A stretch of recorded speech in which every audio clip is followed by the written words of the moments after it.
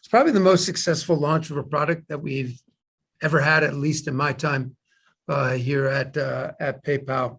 It's actually phenomenal to see its growth. And I think let's take just one step back for a second.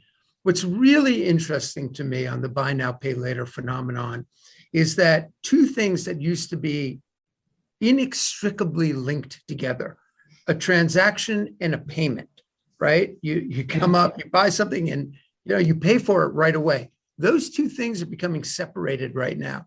The transaction is occurring, and then how a consumer decides to buy it or pay for it is being disassociated from that transaction. So you may want to pay in full. You may decide, because everything's living on your digital app, that you may want to hit a snooze button on your payment and delay that payment for a week or so. You may want to pay for some of that payment in rewards points and some in fiat currency. So I think this idea of the payment being disassociated from the transaction is exploding in popularity. And we saw a 400% increase year over year in our volumes going through buy now, pay later this past Black Friday than we did from a year ago. And so it's booming right now.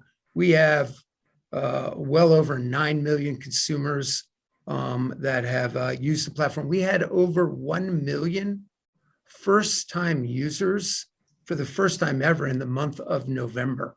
And so it's just not just popular, but accelerating in popularity. And one of the things that we've always been quite cognizant of our responsibility to be a responsible lender.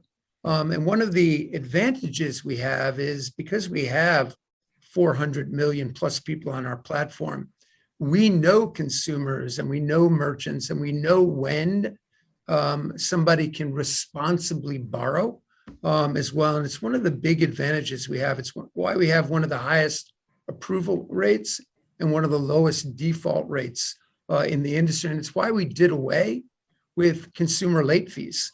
We don't need them for this value proposition to be successful.